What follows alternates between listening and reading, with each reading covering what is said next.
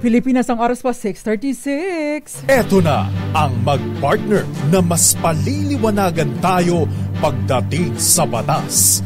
Mga payo ng mga abogado, mga usaping abogado na mas malinaw na pag-uusapan para mas maintindihan natin.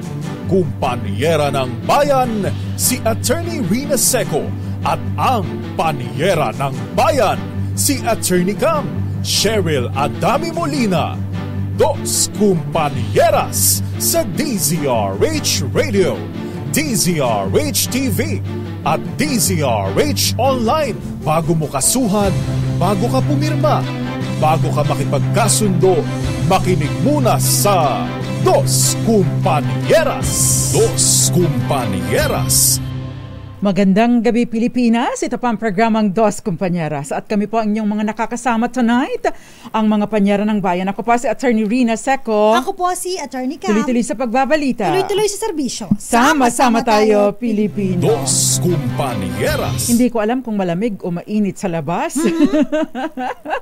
Pero kagabi, malakas ang ulan, Attorney Cam. No? Ngayon, kung umuulan na naman, pag-uwi natin, kasi sa balita ni Jackie Resho, ay magkakaroon ng mga pulo-pulong pag-ulan sa dakong hapon na gabi. May kasamang pagkulog, paggidlat. Yes. Kapag kaganyan, napaka-traffic, Attorney Cam. Pero kanina traffic na eh. Isang oras ako papasok, no? Sa 13 kilometers away. 13 kilometers na drive ko. Mahigit isang oras ako sa pagpasok. Ayan. Anyway, hindi po yan tatalakayin natin. Wala pong kinalaman sa traffic ang ating tatalakayin, pero may connection sa mga previous na talakayan natin or discussion, no? Patungkol po sa mga mortgage. Although ito, Attorney Cam, no, yung continuation ng mortgage because, no, alam po natin, no, in the past, tinalaki na natin yung Maseda Law. Yan. Yes. Attorney Cam, ano na nga ba ang Maseda Law? Ito po yung karapatan, no, na ibinibigay po sa mga buyer installment. Yan. Kung kayo po ay nagbabayad ng installment sa mga developer, yes. Ito meron kayong karapatan. Yan. At syempre, ito yung grace period, ito rin po yung kung sakasakali kung nag-qualify kayo, umabot sa 2 taon ang inyong paghuhulog, no, ang inyong amortization, ito yung mag-i-enjoy po kayo other than the grace period, no? Yung refund kung sakasakali na maging option po ninyo ay hindi na ipagpatuloy ang pagbili ng property. Dos Kumpanieras. Kaya lang sa sitwasyon ng pasalo, Attorney Cam, paki-explain mo, ikaw ang expert dito sa mga pasaluhan ng property. O hindi ibang bagay kundi sa saluhan ng property.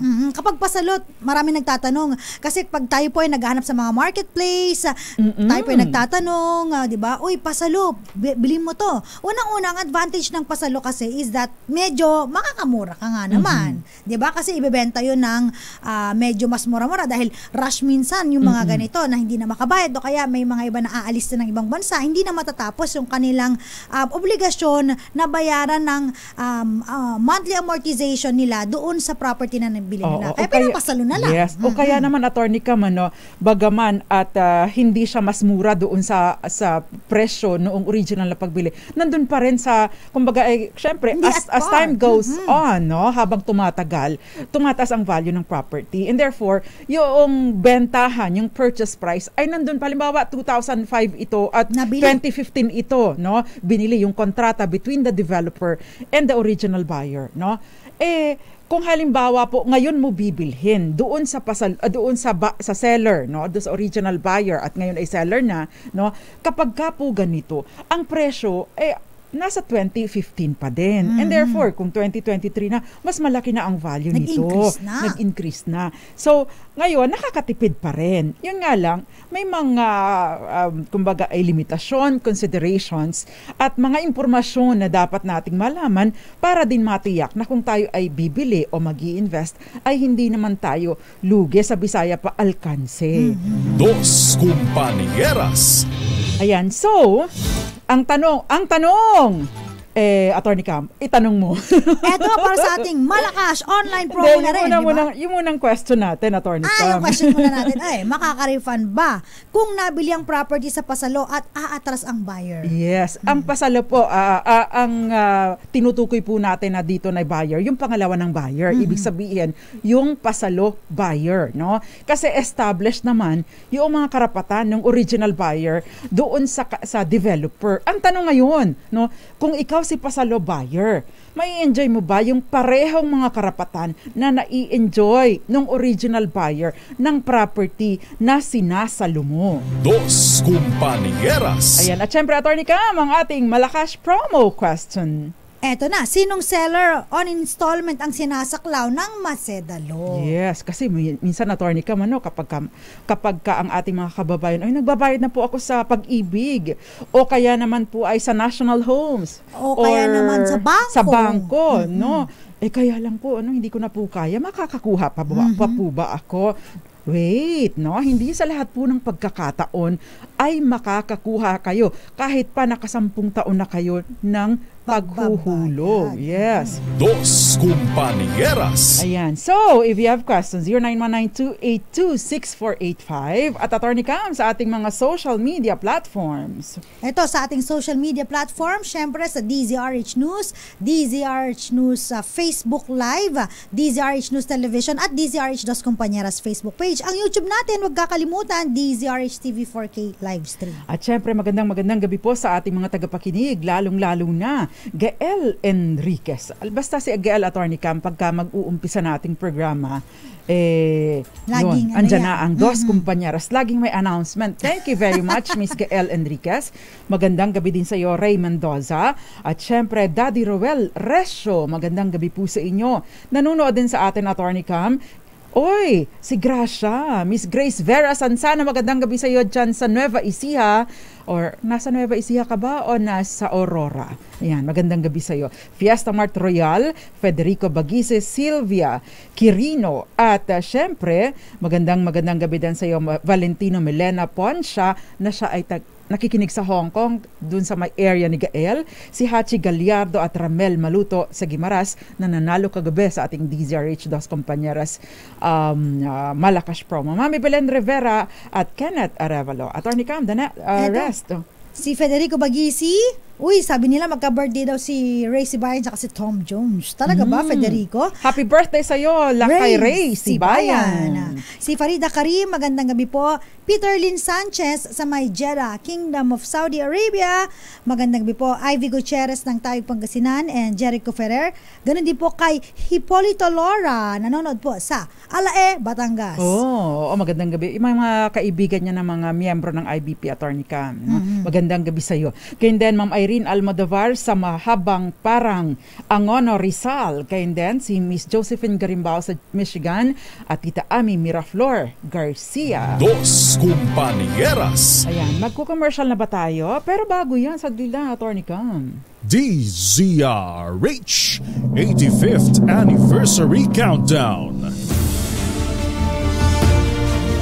Eto, narinig mo na ba ang malaking balita na muling uukit sa kasaysayan ang tinig ng asul, pula at dilaw? Dahil malapit na po ang engranding pagdiriwang ng kauna-unahang radyo sa Pilipinas. Sa panibagong yugto ng ating himpilan, sama-sama nating balikan ang makasaysayang legasiya ng DZRH sa puso ng bawat pamilyang Pilipino. Ilang days na lang ba, Boy Kulot, ang ating DZRH anniversary? At muli na tayong magsasama-sama sa 85. Ayan, ilang days na lang? 38. Wow, 38 days na lang. Sa isang adhikain, sa isang tungkulin, sama-sama tayo. Pilipino, una sa Pilipinas, una sa Pilipino. DZRH 85th Anniversary Countdown. Okay, maraming salamat sa iyo, Attorney Cam. At syempre, yung ating po mga promo, no? Kung kayo po ay ka-birthday ng DZRH, by ka-birthday we mean born July 15, 1939, at kung kayo po no ay kagaya ni Apolinario Madrisa na minana ang panunood ng pakikinig ng radyo, no? Pwede po kayo magpadala, mag-email ng kwento ng inyong experience at kung paano ninyo minahal ang DZRH, mga hindi ninyo makakalimutang yugto naging role sa kasaysayan ng DZRH, at baka kayo ay magkaroon ng tsansang manalo. Meron po tayong pangkabuhayan showcase at meron din po tayong anong tawag doon, yung ka-birthday, at marami pong mga activities na naka-line up ang ating DZRH Operation Tulong. Ayan. Yes. Ang number 1, Attorney Cam, yung tinatawag nating yung bloodletting activities ng DZRH, kung saan napakarami pong mga kababayan natin na nadudugtungan ng buhay dahil sa mga donasyon pa rin na dugo ng ating mga kababayan. Dos Compañeras. Okay, magandang gabi sa iyo, Marlon Dixon, at syempre sumasagot siya. Si Bayani Alfred daw, sabi niya pa shoutout po mga idol dito po sa may Santo Domingo, Nueva Ecija. Magandang gabi po sa inyo, Romirna Barbecho, at syempre Eva Duques na Imbag Arabii, Salvacion Orlina Moises dyan sa Camarines Sur. Ay, habang naglalaba ay nakikinig daw sa atin or nanunood pa din. Okay, maraming salamat po, and syempre Violeta Montecalvo Sembrano. Opo, tama po kayo, si Lakay Deo ay magbe-birthday after ng ating anniversary. Si Sherwin Bata Alfaro ay magbe-birthday before our anniversary. Ipit na araw, Atty. Cam. Dos Compañeras. Saan po kayo, Ma'am Violeta? Dahil ang lakas daw ng ulan. No? Anyway, magpapatuloy po ang ating talakayan. No? Sa ilan po muna mga paalala. Kami pa rin po ang inyong mga nakakasama tonight, mga panyera ng bayan. Ako pa si Attorney Rina Seco. Bakit ang puti mo, Attorney Cam? Oo nga parang kang pumuputi. Ako po si Attorney Cam. Dito lang po sa Dos Compañeras. Dos Compañeras. Babalik po ang programang Dos Compañeras. Kasama pa rin ang mga panyera ng bayan. Ako pa si Attorney Rina Seco. Ako po si Attorney Cam. At tinatalakay po natin kung makaka-refund pa ba kung ikaw ay nakabili ng property sa pasalo. Yan. Kung itong bang mga karapatan ng original buyer, na sinalo mo, yung property, ay masasalo mo din yung kanyang mga karapatan. Dos Compañeras. Again, doon po sa RA 6552 o yung Maceda Law, kung saan sinasaklaw yung pagbili ng property in installment. Pero ito po, hindi po lahat ay sinasaklaw nito dahil again, ang sinasaklaw lang nito ay yung, kagaya ng binanggit ni Attorney Cam, yung property na binili mo mula sa developer. Pero yung manner ng pagbili mo ay installment. In short, kung ikaw ay bumili na, on the spot, cash. Wow! Parang si Attorney Cam. Sana all. Hindi, maaari po. Of course, pwede kang, kung halimbawang nagkaroon ng breach, nung paglabag sa inyong kasunduan, maaari kang umatras. So, given na po ito. Pero ito, layunin po kasi ng Maceda Law na pangalagaan ang karapatan or mabigyan ng proteksyon ang mga, lalo na yung mga hindi nakaka-afford na makabili ng cash mula sa mga, kumbaga ay mga unscrupulous na practices ng mga developer na nagpapayaman, nagpapasasa sa pera ng mga buyers. Imagine, Attorney Cam, kung wala itong Maceda Law. Yes. Yayaman talaga yung mga developer. Matindi. Oo, diba?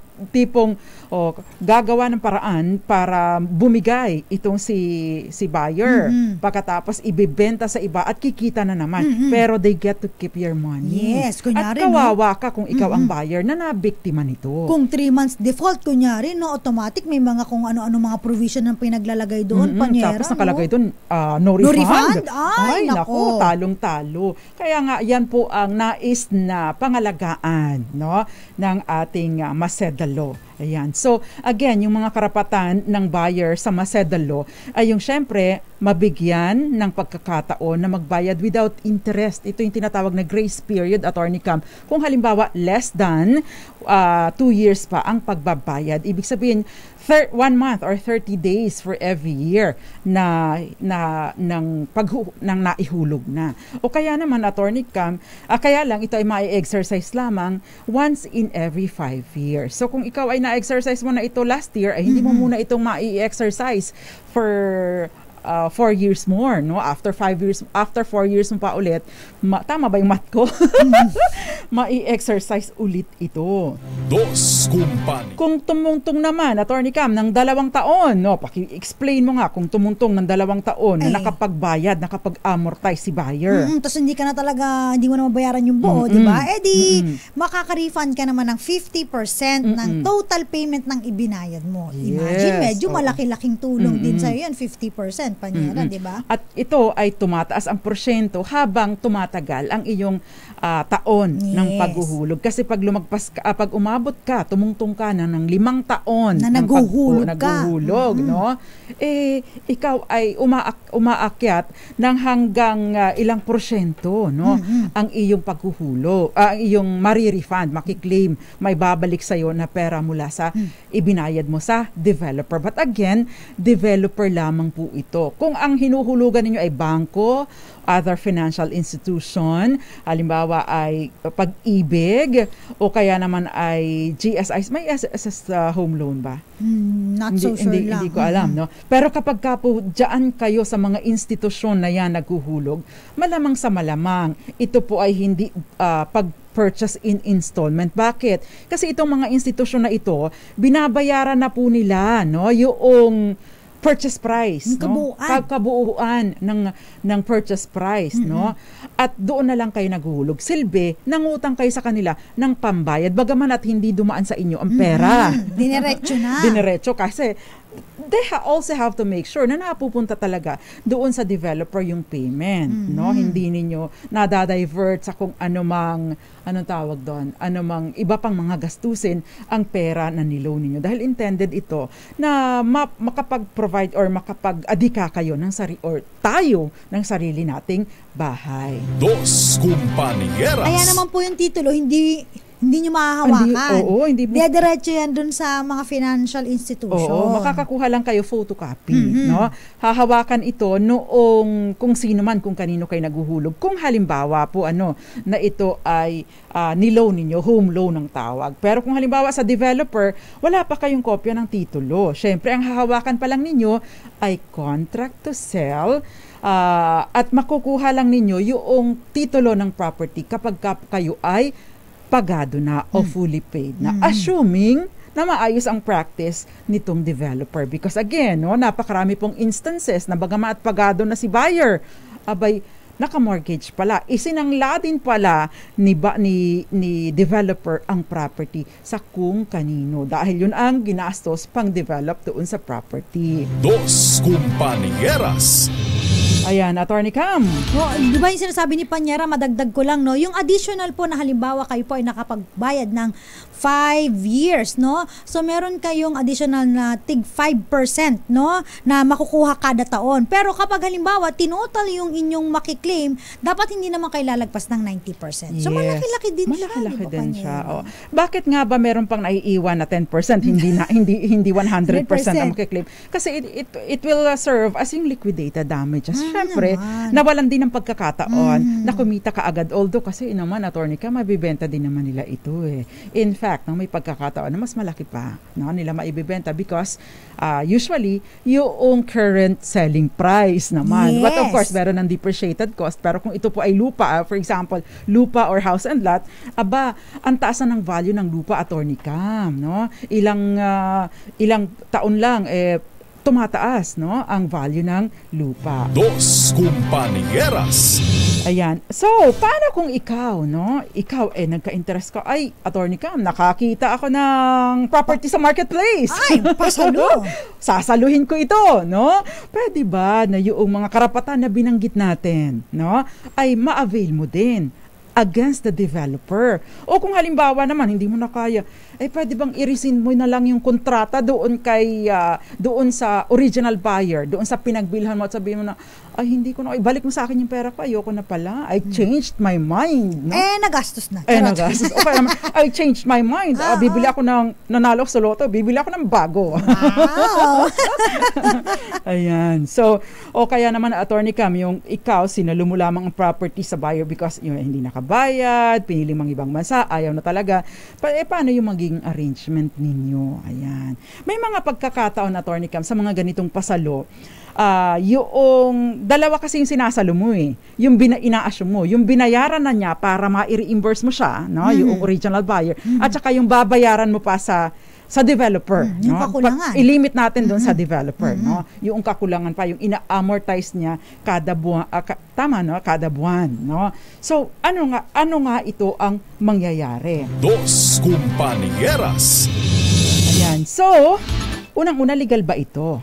No? Legal ba na ipasalo mo yung kontrata mo, no? Pinapayagan po ito ng batas. In fact, no, nakalagay po mismo doon sa Maseda Law na bawal, no, illegal na ipagbawal ni developer ang pagbebenta nito or pagpapasalo or pagpapasa nito sa iba. Pwedeng i-assign ng original buyer o ibenta ito sa iba at i-assume yung mga babayaran. So in essence, no, wala po kayong problema pagdating sa kung legal ba ito o hindi, no. Yun lang detalye nito ang medyo tedious at medyo kailangan ng paghihimay dahil nga po marami ang napapasok sa mga ganitong sitwasyon na komplikado, Attorney Cam, lalo na kapag sa Facebook lang o sa marketplace lang nakita itong mga properties na ito, no? Iba namang usapin kasi kapag bangko na di ba? Dos Compañeras. In which case, kapag bangko na ay hindi na yun salo. Yun ay, anong tawag doon? Yung bibili ka sa mga subastahan. Diba? Yung mga auction, mga auction bidding. sale. Yan. So, now, we go to, establish na po yun, na legal itong pagpapasalo dahil pinapayagan po ito ng batas. Mismong ang batas ang nagsasabi na pwede itong ipasalo. Dos Compañeras. Paano kung sinalo mo na, no? At ikaw naman ang nagka-problema. Yan ang ngayon. Hindi makabayad. Either hindi ka makabayad doon sa original buyer, yung nagbenta sa'yo, yung pinagsaluhan mo, o kaya hindi ka makabayad doon sa developer. Dalawang problema yan. No? Kasi minsan, Attorney Cam, nag-amortize ka doon sa original na buyer. Ibig sabihin yung nagbenta sa'yo, nag-amortize ka pa doon sa developer. So, dalawa-dalawa, mabigat ito. Ibig sabihin, nakiusap ka doon sa may sa nagbenta owner sa'yo. na patsi-patsi muna, installment ang bayad ko. 1 year to 2 years to pay po, no? 50% sa upon execution of contract, tapos, no? Pagkatapos monthly, po, monthly. Paano kung ikaw ang nag-default doon, no? Pwede ba itong pwede ba itong tawag doon? I-rescind. No? Attorney Cam, Tagalogin mo nga i-rescind. Kanselahin. O pwede ka bang umatras, no? At paano ang mangyayari naman? Doon sa ibinayad mo sa kanya. Say for example, ang nabayaran mo na ay almost 60%. Alimbawa, doon na lang tayo sa 50%. 50%. Alimbawa, 1 milyon ang babayaran mo, ang napagkasunduan ninyo, babayaran mo kay seller, yung original na buyer, no? Nagbayad ka, for example, ng 500,000 pesos na. Yun bang 500,000 pesos? Goodbye na lang talaga yun? Wala ka na bang recourse? Wala ka na bang matatanggap muli? Wala na bang maibabalik sa'yo? Dos Compañeras. Take note po, yung Maseda Law, ma-invoke mo lang against the developer. Paano yung nagbenta sa'yo? Na buyer lang din mula kay developer? Ma-invoke mo ba yun? Siyempre, ang titingnan po ninyo ang inyong mga naging kasunduan sa inyong kontrata. Dahil yun po ang mananaig. Remember, no, ang dalawang partido, no, ay meron pong kalayaan na mag-stipulate ng mga kasunduan basta't hindi ito, Attorney Cam, hindi ito contrary to law. Hindi pinagbabawal ng batas? Yes. Hindi to, pinagbabawal ng public policy. Ay, naku, ang hirap. Hindi ito, public order. Hindi ito, labag sa mga panuntunan. Ng pulis, ng Pampublikong polisiya. Public policy, public order, At and saka, customs. Yan. yes, diba? So, yaan po ay dapat na, kayo, alerto, 24. Bakit? Kanyo? Kasi kapag ka po nakalagay at pumirma na lang kayo Nang na hindi nagkaroon nababasa. in case of breach or failure or default by the buyer, the new buyer, the down payment will be forfeited. Naku, anong ibig sabihin nun? In favor of Of the seller. Si Oo. seller, syempre, yung original na buyer. Ibig dahil sabihin, sinasalo mo. kapag hindi daw nakabayad, yung 50% na dinown, wala na yon. Wala na, quits na Kaya tayo. na yun, na kay seller na yon. Dahil Babush, ganon. Oo, ganon. Wala Pero hindi ka po na. ganon yung term ng pag-uusap. Baka sabihin niyo dyan, babush. Hindi po ganon yun. Tinagalog ko lang. Dos Compañeras. Loko mo, Attorney Oo, Gam. Anyway, diba? so, diba, pagka ikaw ang buyer, dapat alerto ka din. Kasi, paano kung nakabayad ka na? Na-delay ka ng 1 buwan. Totoo. Tapos ay nakalagay doon, ay forfeited na agad. Ay, naku. Tapos magkano na lang ang naiiwan na babayaran mo, for example, no? Yan po ay dapat na alerto kayo kapag sasalo kayo, no? Na may i-amortize kayo doon sa original buyer. Ibig sabihin yung nagbebenta or sinasaluhan ninyo. Ayan.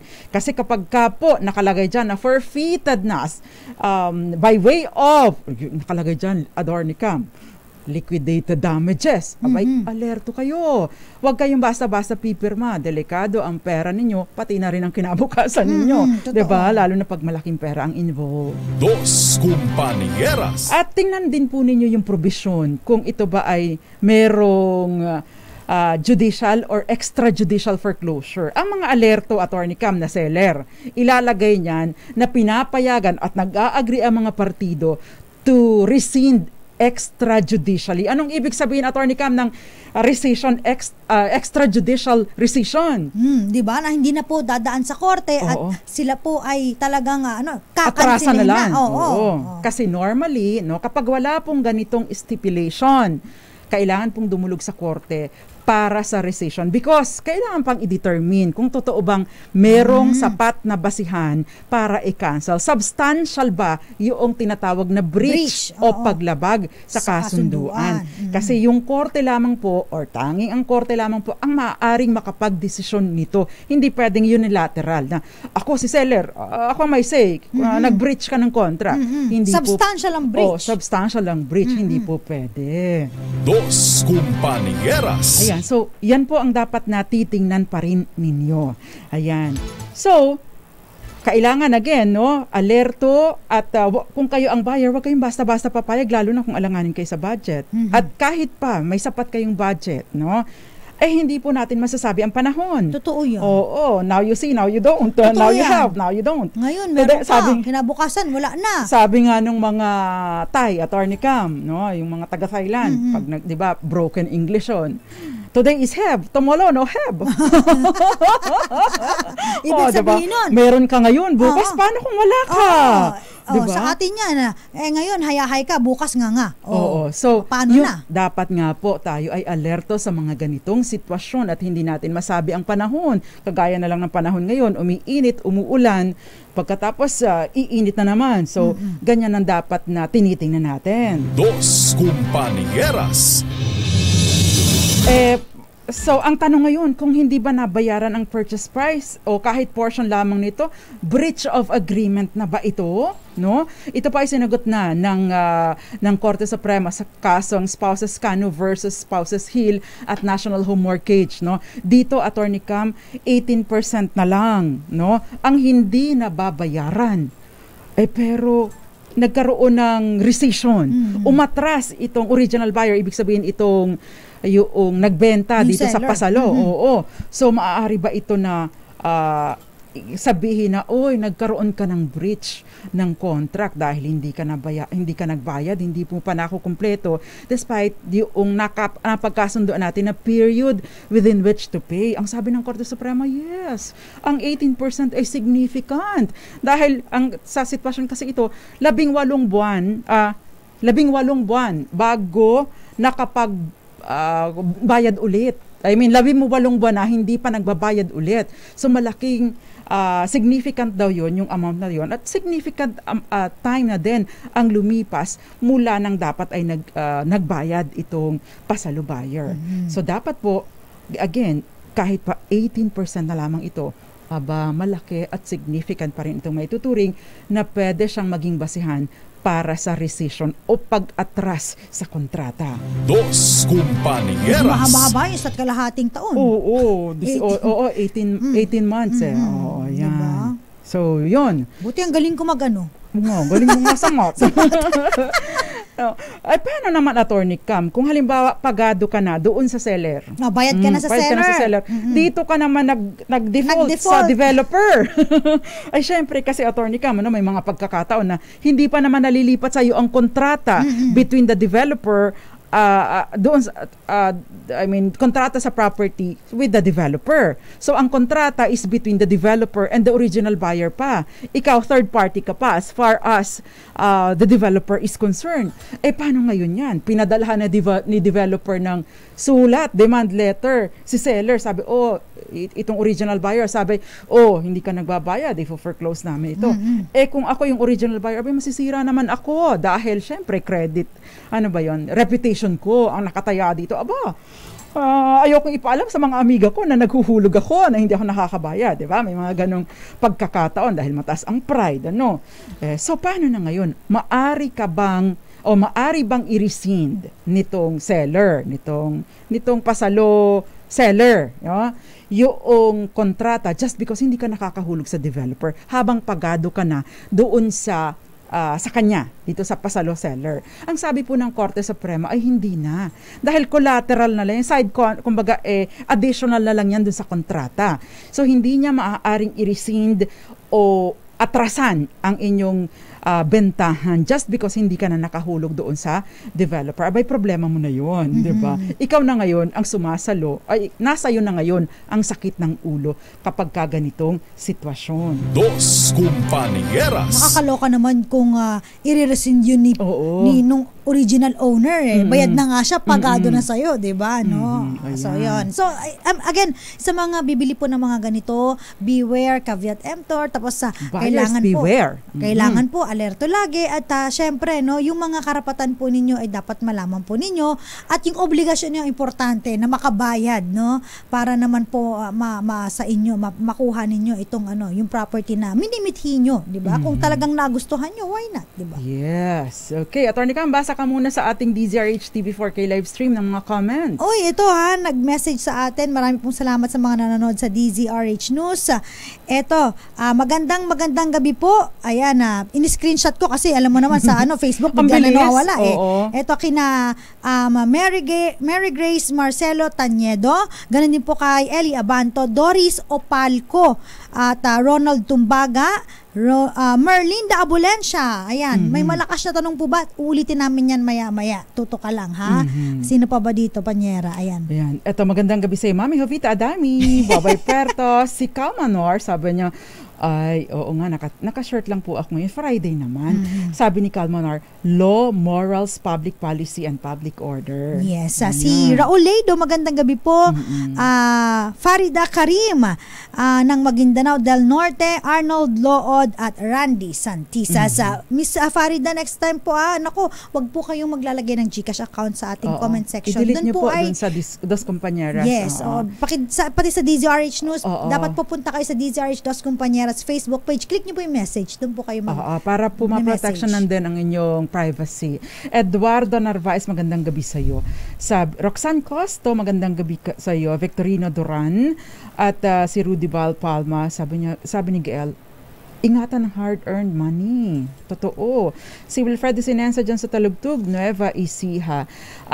Attorney Cam, Ronald Tumbaga dyan sa Olongapo City, medyo naging malamig ang panahon ngayon. Pero Attorney Cam, dito sa ating sa ating YouTube page, merong mga sumasagot si Marlon Dicen, pero tama naman yung sagot niya. Magandang gabi din sa iyo, Marina Esguera at si Bella Ragasa. Attorney Cam, pakibasa mo nga. Ako, hindi nagloloko ang aking screen. I-refresh mo nga yan. Oo nga Kasi maganda yung message na nakaka-inspire. Sabi ni Bella Ragasa, thank you ladies for your legal opinion, pieces of advice, and public service. I enjoyed the depth of your information and the vibrant imagery that you provide to listeners. I love your work. Thank you very much. Ayan. Dos Compañeras. Eto na, yung question kasi, Attorney Cam, galing kay Katrina. Attorney, sa akin niya kasi pinadala. Pero magandang point of discussion dito sa atin. And I hope you are watching today, Jonah. Dahil si Jonah ay may similar question pero walang detalye. Yung si Jonah, dyan sa ating SII, Sunshine Inns, dyan sa properties natin sa Boracay. Si Katrina, sabi niya, itatanong ko lang po sana kung makaka-refund pa po kami sa nabayad namin. Kung halimbawa po, ay pasalo po namin nabili ang bahay. 9 months na po kaming naguhulog ng installment at 450,000 na po ang naibayad namin as pasalo kay seller.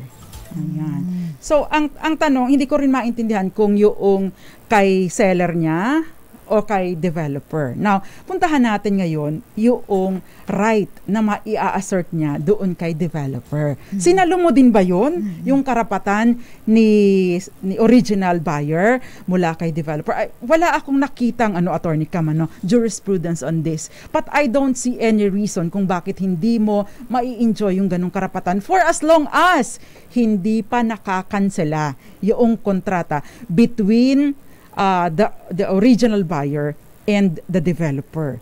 Of course, ibang usapin kapag kotse. Dahil yung kotse, bangko na ang bumili para sa'yo.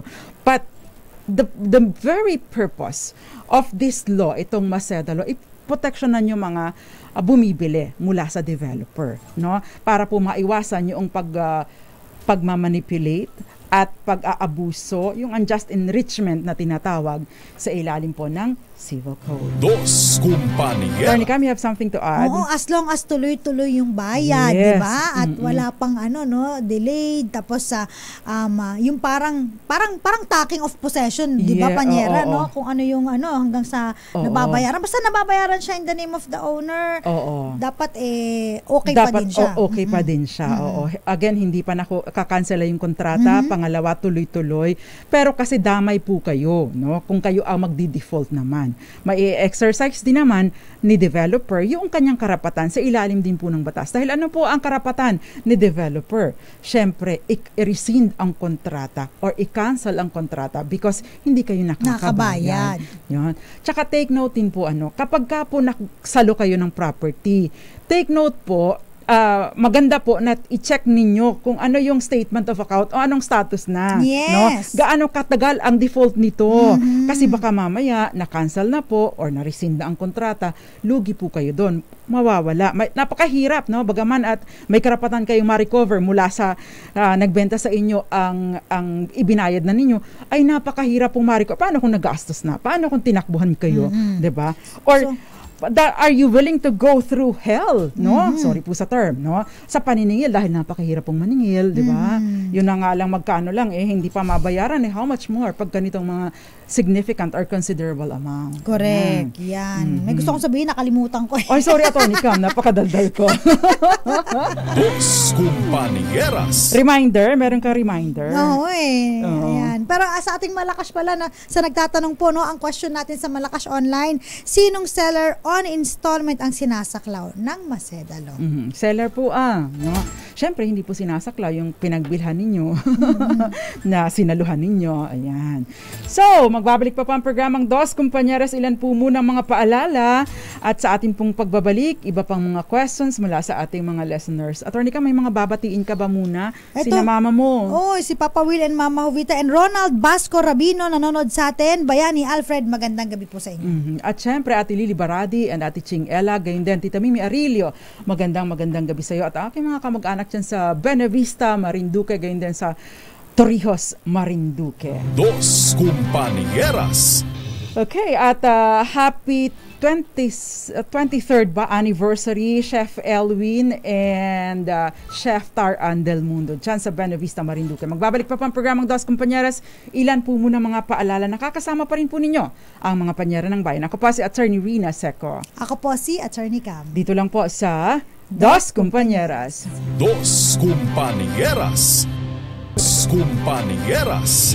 Nagbabalik pa ang programang Dos Compañeras. Kasama pa rin po ang mga panyera ng bayan. Ako po si Attorney Rina Seco. Ako po si Attorney Cam. Attorney Cam. Yes. May message si Teresa Arce. I-refresh mo kasi yung computer mo, Chong. Nga pala, nakalimutan namin i-refresh. Sabi na kumbana po, mga attorney, salamat po at nadagdagan na naman ang aking mga kaalaman sa karapatan sa usapin sa ari-arian. Salamat po. Watching sa Osaka, Japan. Uy, si Florante. Japan. Florante Rosales pala na ginakatutok sa atin. Thank you so much. Thank you very much. At ang office ni, sino nga ba yung? Senator Lito Lapid. Oo, yan. Magandang gabi po sa inyo. At syempre, lahat po ng mga, hindi po namin kayo mga nakakalimutan, ha? Hindi po namin kayo nakakalimutan dyan sa Bamban Tarlac. Your Honor. Totoo naman, binanggit mo nga, hindi po namin kayo nakakalimutan sa Bamban Tarlac. Dos Kumpanieras. Okay, si question ni Rodel, pwede po ba namin ituloy ang pagbabayad sa home loan ng father namin na na-stroke at nawala na? O automatic po ba yun? Nawala na kung nawala na din siya. Ito, Attorney Cam, hindi ito buyer in installment. Ito ay sitwasyon na namatay na ang original borrower. No? So, Attorney Cam, sagutin mo. Ano ulit yun, Panyera? Pwede pa daw ba ituloy ang pagbabayad sa home loan ng father nila na na-stroke at nawala na din? So, una, nakikiramay tayo. Yes. Yan. Pangalawa, i-check nyo po no, yung sa, kung ito po ay sa bangko, yung sa ano, Attorney Cam? Sa pag-ibig. Oh, yan, sa pag-ibig. Kung meron silang mga provisions doon, Panyera, di ba, na pag namatay po si buyer,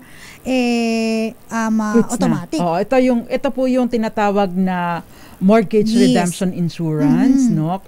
MRI, kapag po may ganitong stipulation na kasi may insurance na ito no? Na siyang sasalo in case mawala, ma-disable, mawala ng kapasidad itong buyer. Yes, itong naglo-loan, no? Na quits na dahil yung i-call na lang sa insurance. Yes, no? oo. So tingnan po ninyo yung ganong stipulation. Pero kung wala po ito, actually, pwede po ninyong ipagpatuloy ang bayad bilang, no? Kasi may interest kayo sa property, kayo mga tagapagmana. So hindi po porket namatay na ang borrower ay wala na. At kukunin na ito ng pag-ibig, no? Yes, oo. Or kahit kanino pa man kayo ng utang. Ang inyo lang po ay may interest pa rin kayo sa property at yun nga lang, kailangan ninyong bayaran yung kakulangan pa. Ayan. Kasama po sa mga ipapadala na ino-notify ninyo, no? Namatay na po yung original borrower. Pagkatapos kami po, mga heirs. Narito po ang kanyang death certificate. Kami po ang mga heirs. Katunayan, no? Narito po ang aming birth certificate. At para ma-link naman kayo doon sa original na borrower. Correct. Kasi hindi naman ito pwedeng bayaran or saluhin ng kung sino man, no? Only the heirs or successors, no? Dos Kumpanieras. Next, Attorney Cam. Eto, hello po mga kumpanyeras. May kondo po ang anak ko na hindi niya natinuloy. Kumbaga nag-backout na po siya dahil hindi niya na kayang bayaran. Pero nakapaghulog na daw po siya ng 3.5M. May marirefund po ba kami? Ayan. Yun po, no? Lagi naming tinatanong saan po ba siya nagbabayad ng installment? Sa developer po ba o dun sa bangko na, no? Kasi po, magkaiba po ang recourse niyan. Pag developer po, automatic po meron po yung marirefund as long as at least 2 years na po siyang nagbabayad, no, ng installment. I'm sure kung 3.5 na yung nahulog niya, malaki-laki na, no? Matagal na 'tong nagbabayad. At kung halimbawa naman po ay sa bangko, pwede naman po kayong makipag-usap sa bangko. Usually ang mga bangko, Panyera, very ano naman sila, accommodating. Mas reasonable itong mga ito kaysa mga ibang oo. individual, Attorney Cam, maliban na lang kung kapamilya mo. Although kahit kapamilya mo nga hindi rin reasonable.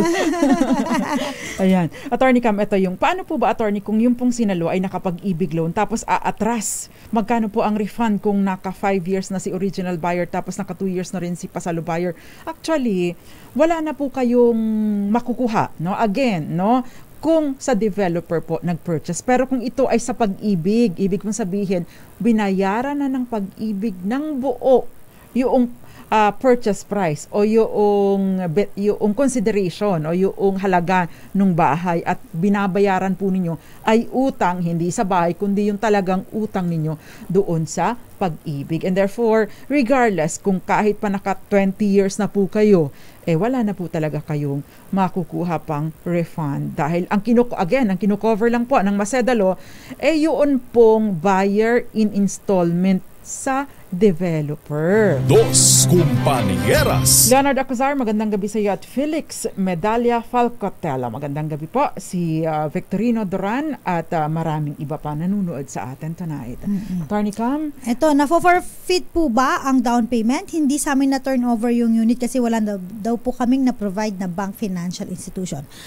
Tapos, ibinenta na po sa iba yung unit. May habol po ba kami? Ang question dito is, ano po ba yung sa, yung inyong kontrata? Ano pong mga nakalagay doon? Yung mga, kung meron bang forfeiture in case na hindi na kayo nagtuloy o kaya naman hindi kayo nakapag-provide ng bank. Kasi usually, kung hindi nakapag-provide ng bank, wala naman yan sa mga ganyang mga provision at bigla na lang ibinenta yung property sa iba, pwede rin kayong dumulod sa DH Sud. Pag may mga ganyan po na mga hindi misunderstanding o kaya naman po wala naman sa usapan pero biglaang na-forfeit yung binayad ninyo, laging may ganun po na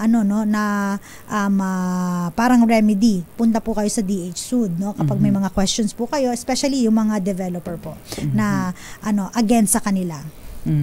Ayan, thank you very much, Attorney Cam. Ito, paano po ba, Attorney? Kumuha po kami ng pre-selling na condo para sana sa anak namin kapag nagka-college na, pero hindi po nagawa kahit nakalagay po sa kontrata ay June 2023 po or upon full payment of equity, pero hindi pa po nagagawa. Plano namin cancel na lang because we have financial problems. Kung i-cancel ba namin, may refund po ba ng down payment namin? Ayan. Ito, Attorney Cam, yung talagang sinasaklaw ito dahil nasa developer pa. Hindi ito sa law, kundi bumibili sila ng parang ito ay pre-selling kasi sinasabi niya hindi pa nagagawa.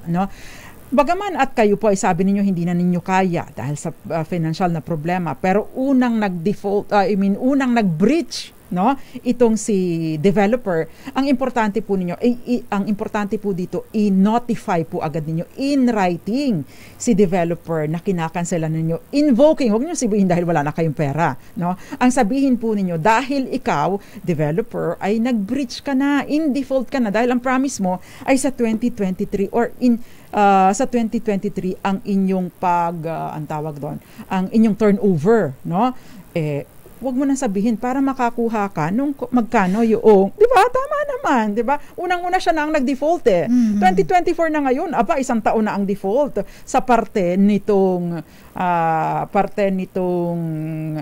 developer, di ba?